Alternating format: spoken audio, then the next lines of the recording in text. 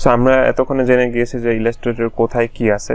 চলুন এবার আমরা একটা ডকুমেন্ট বা আর্টবোর্ড তৈরি করে ফেলি। সো ডকুমেন্ট বা আর্টবোর্ড তৈরি করার জন্য আমি ইলাস্ট্রেটর ওপেন করলাম। এটা হচ্ছে আমার ইলাস্ট্রেটর ওপেন করার প্রথম স্ক্রিন। ওপেন করার পর অ্যাডোবি ইলাস্ট্রেটর সিসি 2018।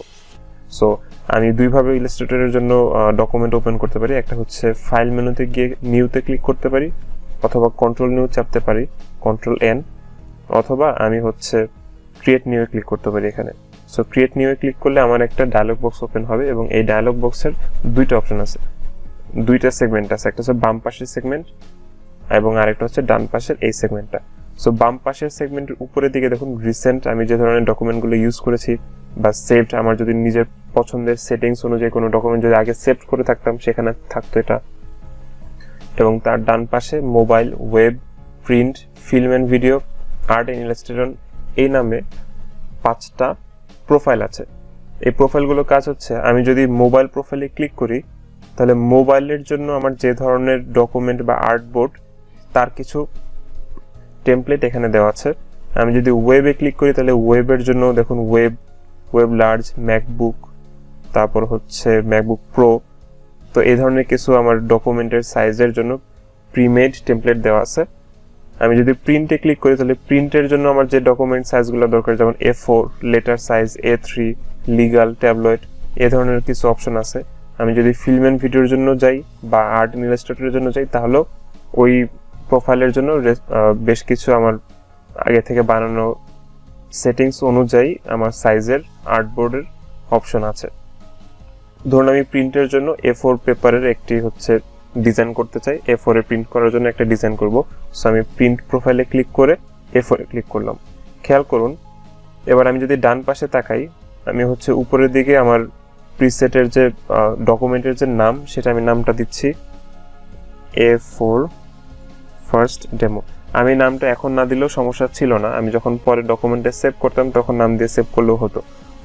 নামের ঠিক নিচে উইথ এবং হাইট থাকবে এবং এটা ডিপেন্ড করবে আপনি হচ্ছে কোন এখানকার এইটা কোন অপশনটা সিলেক্ট করেছিলেন। সো আপনি যদি A4 সিলেক্ট করে থাকেন তাহলে আপনার উইথ হচ্ছে 595 something point divide by height হচ্ছে 841 সামথিং পয়েন্ট। আমি যদি এখন এটা লেটারে ক্লিক করি তাহলে আমার উইথ এবং হাইটের সাইজ চেঞ্জ হয়ে গেল। সো আমার A4 এর জন্য আমার আবার আগের উইথ এবং হাইট থাকলো।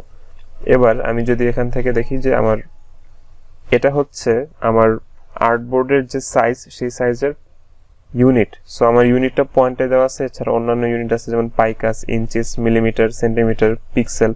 সো প্রিন্টের জন্য আমার পয়েন্ট এখানে আগে থেকে তৈরি করা ছিল, সো পয়েন্টে থাকুক। এরপর আমি আর্টবোর্ডের ওরিয়েন্টেশন, সেটা কি ভার্টিক্যাল হবে না ল্যান্ডস্কেপ হবে, ভার্টিক্যাল মানে লম্বালম্বি হবে নাকি পাশাপাশি হবে, সেটা আমি এখান থেকে দিতে পারি। আর্টবোর্ড কি একটা হবে নাকি এর বেশি হবে, সেটা আমি এখান থেকে সিলেক্ট করতে পারি। এবং তার নিচে আছে ব্লিড অপশন। ব্লিড হচ্ছে আমি মেইনলি প্রিন্টের জন্য কাজে লাগে। সো আমি প্রিন্টের জন্য ব্লিড যদি এখানে একটাতে শুধু বাড়াই, দেখবেন যে সবগুলোতেই ব্লিড বেড়ে যাচ্ছে। অর্থাৎ টপের ব্লিড আমি 1 পয়েন্ট করলাম, বটম, লেফট, রাইট সবগুলোতেই 1 পয়েন্টের ব্লিড তৈরি হয়ে গেল। আমি যদি আবার লেফটেরটাতে আমি বাড়াই বা কমাই, একটাতে বাড়ানো বা কমানোর ফলে সবগুলোতেই চেঞ্জ হয়ে যাচ্ছে। এর কারণ হচ্ছে আমার ডান পাশে যে শিকলের বা চেইনের মতো যে আইকনটা আছে, এই আইকনে শিকলটা যুক্ত করা আছে। এখন আমি যদি এখানে ক্লিক করলাম তাহলে শিকলটা ভেঙে গেল।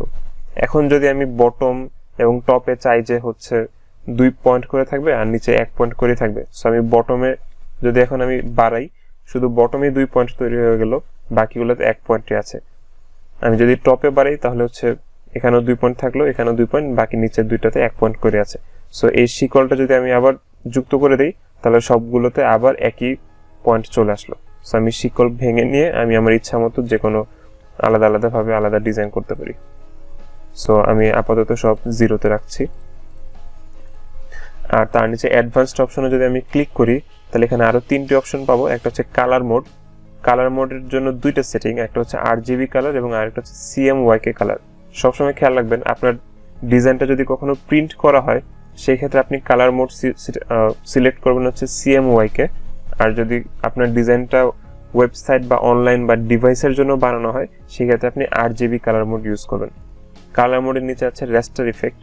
রেস্টার ইফেক্টের কাজ হচ্ছে ধরুন আপনি যদি কোনো ডিজাইন প্রিন্ট করতে যান, সেক্ষেত্রে অনেক সময় প্রিন্টারে হয় কি, আপনি যে ডিজাইনটা ভেক্টরে করলেন সেই ভেক্টরটা সে সরাসরি প্রিন্ট করতে পারে না, ডিসপ্লেসমেন্ট হয়ে যায়, এক জায়গাকার আইকন হয়তো আরেক জায়গায় গিয়ে চলে গেছে।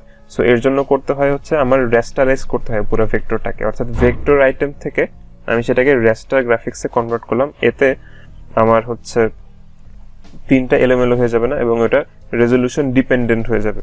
ভেক্টর তো নর্মালি রেজলিউশন ইনডিপেন্ডেন্ট ছিল, যেটা আমরা প্রথম লেসনে দেখলাম। তো এটা যদি আমি প্রিন্টের জন্য রাখি, তাহলে আমি চাইবো যে রেস্টার ইফেক্ট সবসময় হাইতে রাখতে।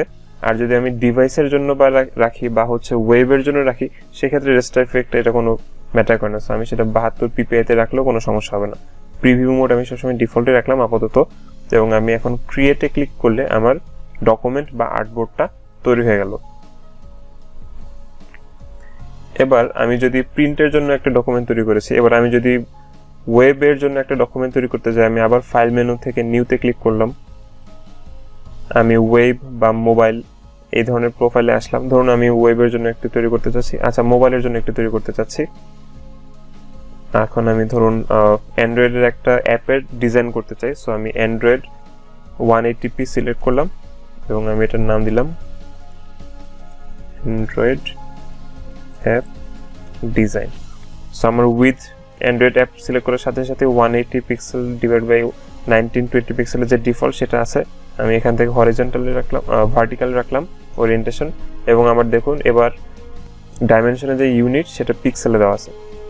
সো আমি এখানে আমার ব্লিডের দরকার নেই, আমি অ্যাডভান্স অপশন থেকে দেখুন আমার RGB কালার দেওয়া আছে, কারণ আমি এটা প্রিন্ট করছি না।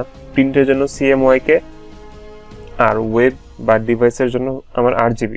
রেস্টার ইফেক্ট যেটা বলছিলাম যে প্রিন্টের জন্য আমার হাই থাকা দরকার, কিন্তু বাকিটার জন্য আমার দরকার নেই। এবং আমি ক্রিয়েটে ক্লিক করলে আমার একটা নতুন আরেকটা ডকুমেন্ট এবং আর্টবোর্ড তৈরি হয়ে গেল। সো আমি উপরে দুইটা ডকুমেন্ট বা দুইটা আর্টবোর্ড দেখতেছি, আমি এই দুইটাকে পাশাপাশি এইভাবে ক্লিক করে নিয়ে আমি আগে পরে করতে পারি। ট্যাবগুলো, ব্রাউজারের ট্যাবগুলো যেভাবে আমি আগে পরে করতে পারি, এখানেও তাই করতে পারি। সো দুইটা ডকুমেন্ট মোটামুটি একই রকম দেখতে, কিন্তু এই দুইটার মধ্যে পার্থক্য আছে। আমি পার্থক্য কিভাবে বুঝবো? আমি যদি উপরে দেখি যে A4 এর জন্য যেটা প্রিন্টের জন্য যেটা ছিল সেটা আমার CMYK কালার মোডে ছিল, আর অ্যান্ড্রয়েড অ্যাপের জন্য যেটা সেটা আমার RGB-তে কালার মোড আছে।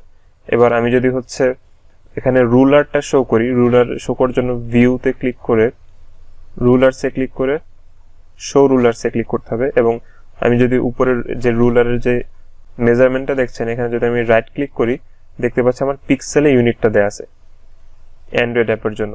আর যদি আমি A4 পেপারের জন্য যাই, সেক্ষেত্রে আমি ভিউ রুলার্স শো রুলার্স এবং আমি যদি রাইট ক্লিক করি, পয়েন্টে দেওয়া আছে। সো এই দুইটা আর্টবোর্ড দেখতে মোটামুটি একই হলেও দুইটার মধ্যে পার্থক্য হচ্ছে এটা প্রিন্টের জন্য তাই আমার CMYK মোড ছিল এবং এটা আর্টবোর্ডের ইউনিট ছিল আমার পয়েন্ট, এবং এটা হচ্ছে আমার ওয়েব ডিজাইন বা অ্যাপ ডেভেলপমেন্টের জন্য করেছিলাম, এই জন্য এটা RGB মোড ছিল এবং এটার আর্টবোর্ডের ইউনিট আমার পিক্সেল।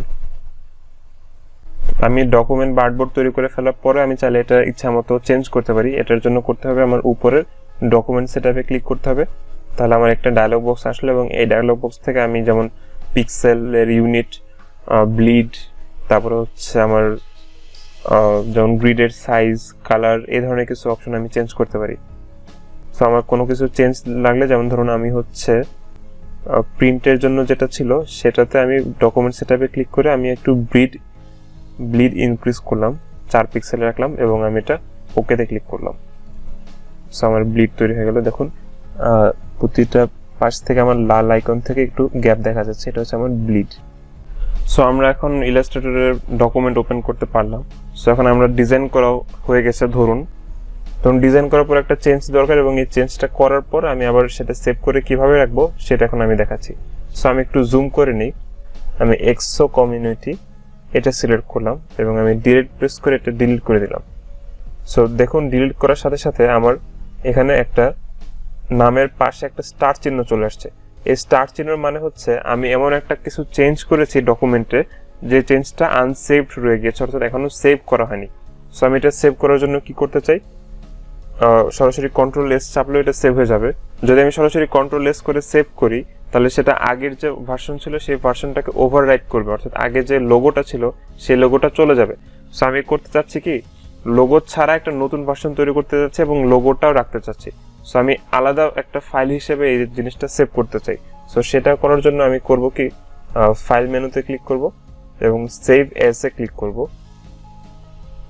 সো এখন আমি জাস্ট ডেস্কটপে কভার ফটো ভার্সন 2 নাম দিব এবং এন্টার চাপবো।